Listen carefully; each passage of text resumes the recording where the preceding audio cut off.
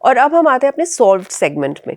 Well, by the time this episode airs, Dhurandhar the revenge का तो box office पे 1000 करोड़ तो पक्का पार हो चुके होंगे या फिर होने वाले होंगे। धुरंधर और धुरंधर द रिवेंज जो पार्ट 1 पार्ट 2 जो है वो सिर्फ फिल्में नहीं है, ये केस स्टडीज़ बन चुकी हैं। इन्होंने सिर्फ रिकॉर्ड्स नहीं तोड़े बल्कि वो सारी प्री कंसीव्ड नोशंस, वो सारे मोल्ड्स तोड़ दिए जिसके हिसाब से हम लोग सोचते हैं कि फिल्म इंडस्ट्री चलती है। आज की ऑडियंस क्या देखना चाहती है, क्या टॉलरेट करती है, किस चीज़ पर पैसा खर्च करती है, उसका पूरा जो थॉट और इक्वेशन था ना, वही बदल दिया आदित्य धर की धुरंधर और धुरंधर द रिवेंज ने। चलिए इस एपिसोड में आज हम बात करते हैं उन सबसे बड़े मोल्ड्स की या मिथ्स की जो कि लोग समझते थे पक्का से है, लेकिन धुरंधर ने एकदम से तोड़ के रख दिया। तो पहला मोल्ड ये कि लोग सोचते थे कि 4 घंटे की फिल्म है, ऑडियंस को बोर कर देगी, अटेंशन स्पैन खत्म हो चुका है ऑडियंस का। ये बहुत बड़ी लाउड अजम्पशन रही है जिसको धुरंधर ने चकनाचूर कर दिया। ओटीटी के एरा में लोगों का अटेंशन स्पैन खत्म हो गया है। अब तो लोग सिर्फ रील्स देखते हैं, वो लोग ज़्यादा देर बैठ नहीं सकते, पेशेंस नहीं है, उन्हें शॉर्ट कंटेंट चाहिए। आपने भी ऐसी स्टेटमेंट्स जो हैं वो बहुत लोगों से सुनी होगी क्योंकि ये हमारी इंडस्ट्री का तकिया कलाम तक बन चुकी हैं। इसलिए शायद आजकल 3 घंटे की फिल्मों को बहुत ही अतरंगी सी चीज़ समझा जाता है। एडिट टेबल पे हर कोई ये कोशिश करता है कि फिल्म को छोटे से छोटा करे, कि मतलब कौन इतनी देर बैठेगा। लेकिन फिर आई धुरंधर। ऐसा सुनने में आया है कि ओरिजिनली शॉर्ट फुटेज जो थी वो बहुत लंबी थी और उसे काट के 3.5 घंटे करने में भी एक्चुअली काफ़ी मेहनत लगी। लेकिन फिर दिसंबर 2025 में ठीक अपनी रिलीज से पहले मेकर्स ने ये डिसाइड किया कि नहीं, हम पिक्चर को 2 पार्ट्स में ही लेकर आएंगे। तो ये भी शायद पहली दफ़ा हुआ है। तो पहली धुरंधर आई 3.5 घंटे की थी और अब ये जो दूसरी धुरंधर आई है, धुरंधर द रिवेंज, ये भी तकरीबन 4 घंटे की है। लेकिन जब धुरंधर आई तो चाहे वो 3.5 घंटे हो 4 घंटे हो, सबकी नींद खुल गई और लोगों ने बिल्कुल आंखें ऐसे करके लगता है फिल्म को देखा। बिकॉज आप देखिए कलेक्शन कहाँ जा रही है। और एक बात ये भी प्रूव हो गई कि लोग कहते हैं कि बार बार फिल्म को देखने कौन जाएगा, लेकिन धुरंधर जो है उसको लोग देखने बार बार जा रहे हैं, रिपीट व्यूइंग हो रही है।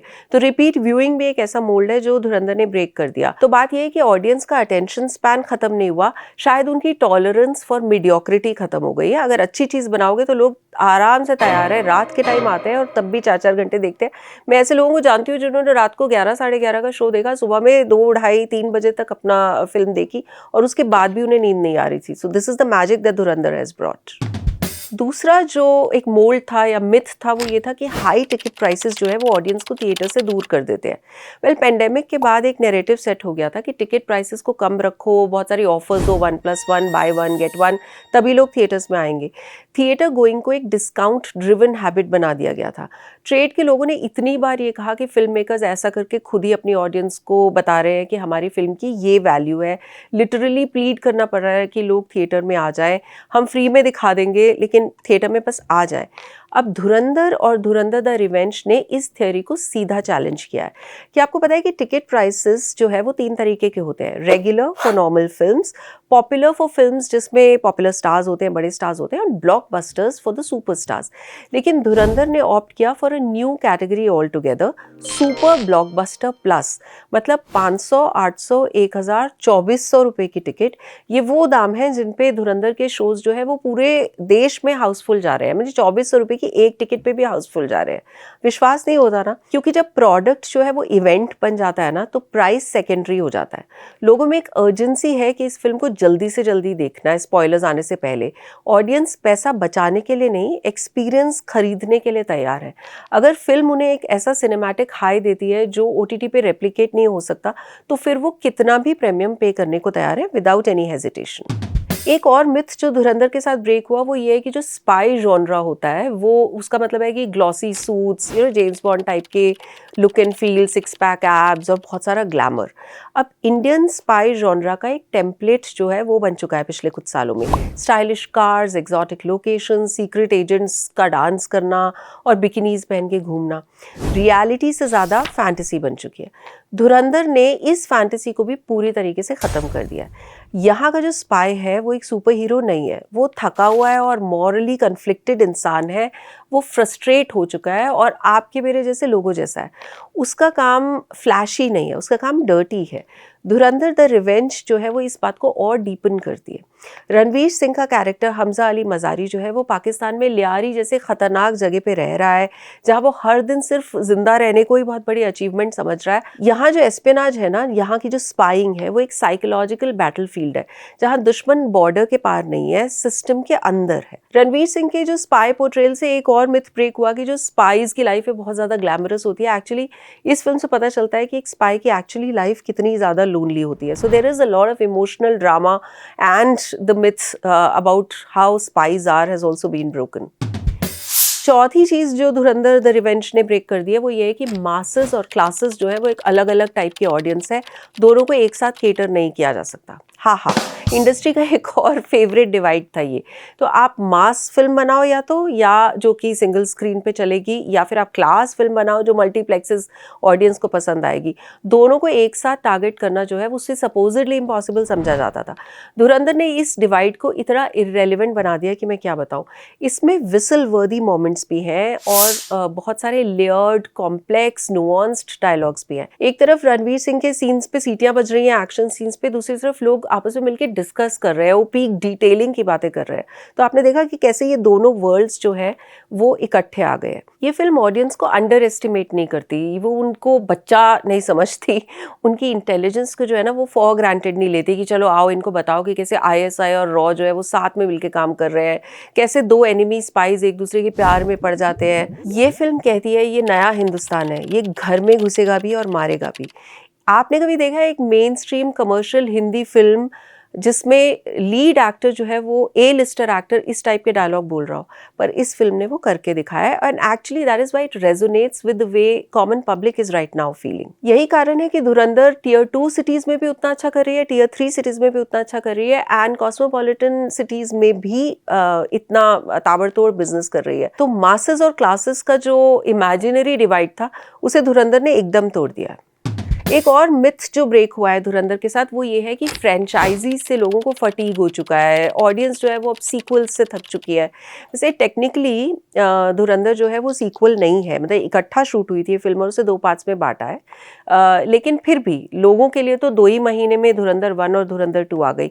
हॉलीवुड और बॉलीवुड दोनों में ये बात बार बार बोली जा रही थी पिछले कुछ टाइम में कि ऑडियंस जो है वो फ्रेंचाइजीज से बोर हो चुकी है, सीक्वल्स जो है वो लेजी होते हैं, एक्साइटमेंट ड्रॉप हो जाता है। अब धुरंधर ने इस मिथ को इतनी ब्रूटली डिसमेंटल किया है। ये सीक्वल जो है ये सिर्फ कंटिन्यूएशन है, मतलब एक ही साथ शूट हुआ था, और एस्केलेशन भी है इन द सेंस कि स्टेक्स जो है वो बढ़ चुके हैं, कैरेक्टर्स इवॉल्व कर रहे हैं, ऑडियंस को फील हो रहा है कि ये स्टोरी ऑर्गेनिकली ग्रो कर रही है, फोर्सफुली खिंच नहीं रही है। इसलिए लोग कंपैरिजन भी नहीं कर रहे, एंटिसिपेशन कर रहे हैं। फ्रेंचाइजी फटीग तब होती है जब स्टोरी टेलिंग जो है वो रेपिटेटिव हो जाए। धुरंधर यूनिवर्स ने ये ट्रैप को पूरी तरह से अवॉइड किया है। पहले पार्ट में अक्षय खन्ना का जो कैरेक्टर है रहमान डकैत का, उसकी मौत हो जाती है, तो दूसरे पार्ट में उन्होंने ऑडियंस के लिए उसे जबरदस्ती फ्लैशबैक सीन्स में लाने वाला काम नहीं किया, और रिजल्ट आपके सामने है। ऑडियंस सिर्फ एक्सेप्ट नहीं कर रही, डिमांड कर रही है for the next chapter of धुरंधर। लेकिन यहाँ भी आदित्य धर ने मना कर दिया है।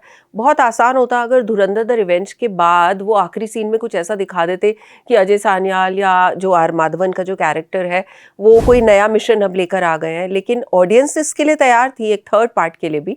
लेकिन आदित्य धर ने कहा कि नहीं, हमें ज़बरदस्ती नहीं खींचना है चीज़ें, चाहे वो ऐसी फिल्म बनती जो शायद 1000 करोड़ रुपए कमा लेती, लेकिन जहाँ कहानी का अंत ज़रूरी है वहाँ कहानी का अंत होगा। ये बात समझ के धुरंधर के डायरेक्टर ने समझदारी से काम लिया और इस मिथ को पूरी तरह ब्रेक कर दिया।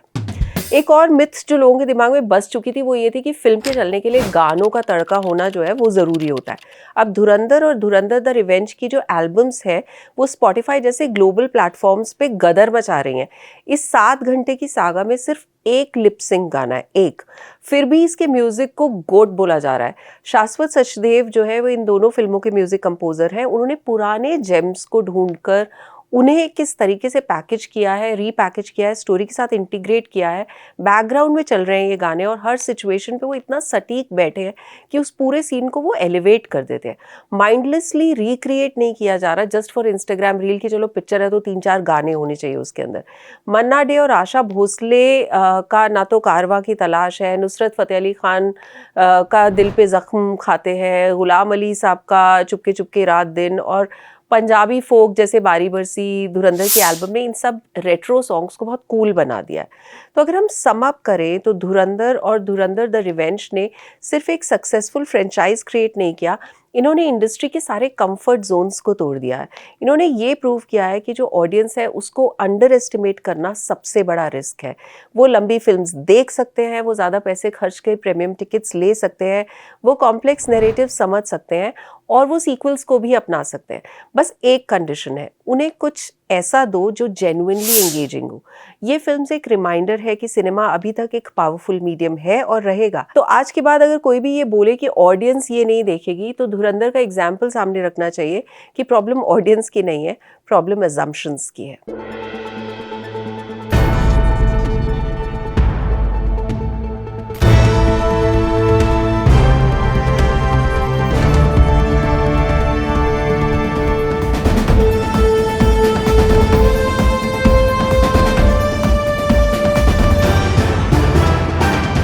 The Right Angle with Sonal Kalra.